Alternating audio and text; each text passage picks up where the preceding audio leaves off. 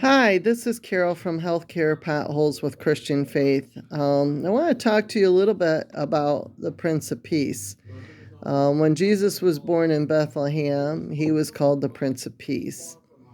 And as I look at everything going on in our country today, we have tons and tons and tons of discord. Not only do we have tons of discord locally, and it just kind of spreads out. Kind of like when you skip that stone in the water and the rings come around it. That's kind of like the discord that we're having. And it's spreading to other countries, and it's just terrible. We have, there was an attack from the Palestinians on Jerusalem. There was North Korea shooting missiles off. We have China that wants to attack us in 2 years after Biden is out. We have Russia going after Ukraine. Um, we have Iran that wants to get doing something to U.S. even though we gave them a plane full of money. Excuse me. So honestly, Obama could have given me that plane full of money and we could have done some serious help with our country with that. But he didn't. So anyhow, there's a lot of discord is what I'm trying to say going on. Discord in California, discord in this state, discord in that state, over schooling, over funding. What the big bill that passed, there were so many problems in that. People want to take away the housing credit. They want to take away, now the food card is going away next month, and people are flying planes into our factories. I mean, I don't know. It just seems odd that two would happen so close together. And then they're not giving chickens the right feed, and they're not producing eggs, which is one of our major sources of protein, especially in baking and having eggs and bacon for breakfast. I mean, I don't know. That's like the American diet here.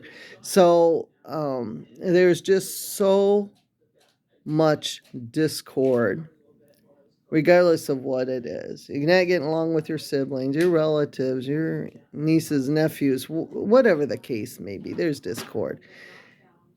God is not happy. He is the Prince of Peace, and He is not happy. And in the Old Testament, there is a section about Sodom and Gomorrah. And they were two cities that were very sinful. And God had had it up to his eyeballs with them, basically. And as Lot was leaving, God told him not to look back, and his wife looked back and turned into a pillar of salt. Now, I certainly don't want to be a Sodom and Gomorrah.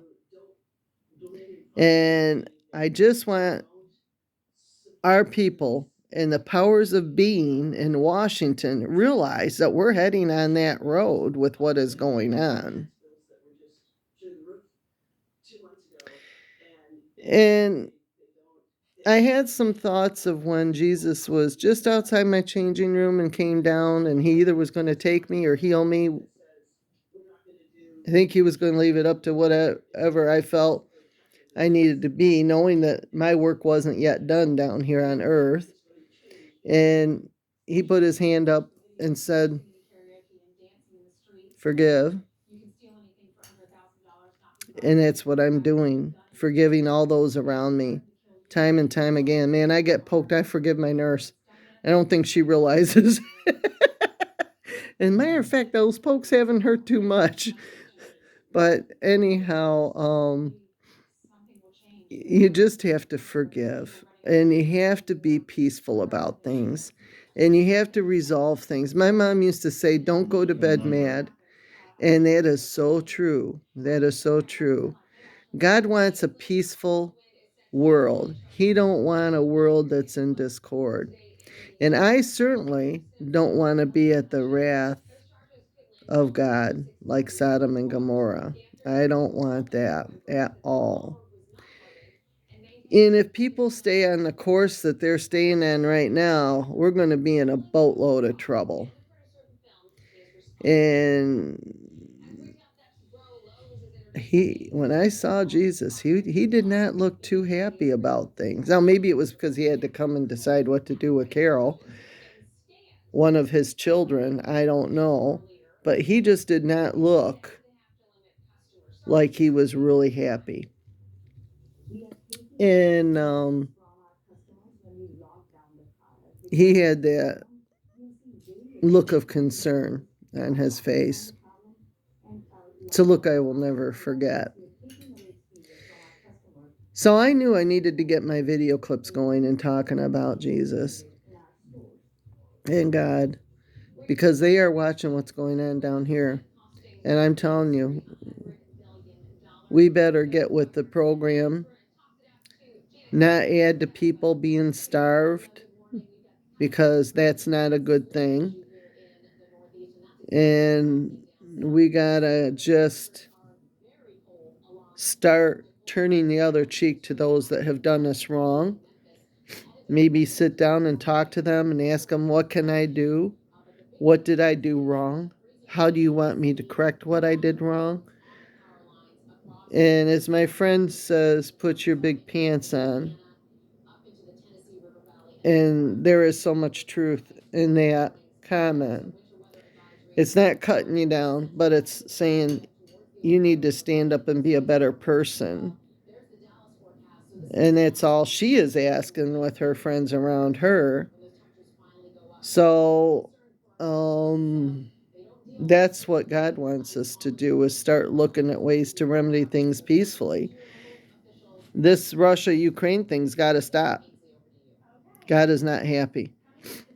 Ukraine didn't do anything wrong. Okay, with war. Let's talk about war. All these people want to have wars. Okay? They're all pushing nuclear wars. They're all pushing wars. It's ridiculous. Let me tell you.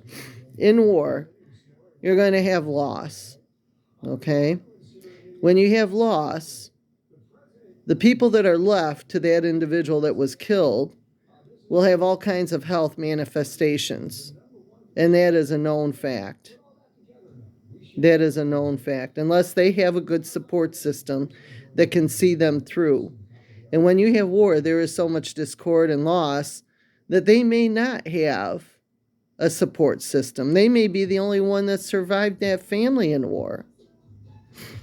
You're ruining good buildings that will never be able to get back. Sure, they can build them modernly now, but they've lost the good architecture that may have been from 1600, wherever the architecture came from. And you've lost all that beauty in the buildings. And still to this day, when I go downtown Detroit and I look at some of our buildings, they're beautiful. They have beautiful architect from way back when. And I'm sitting there, we've gone through the riots, and it took us a long time to rebuild here in Detroit. We're still rebuilding. There's still areas that haven't been rebuilt yet in Detroit from the riots. How long ago was that? In the 60s. Yeah. And this is now 23. That's a long time to be rebuilding. So I look at what's going on in Ukraine. I don't think Russia's had as much as Ukraine, but I sit there and I shake my head in dismay and say, how are they ever going to rebuild? Not only rebuild their personal lives, but their buildings, their hospitals, their schools, their daycares, their grocery stores. How are they ever going to get back to a normalcy after war? You're not. So what does it accomplish? Absolutely nothing. So I'm going to tell you, one of these days, God's going to come down and do a Sodom and Gomorrah again. And it's not going to be pleasant.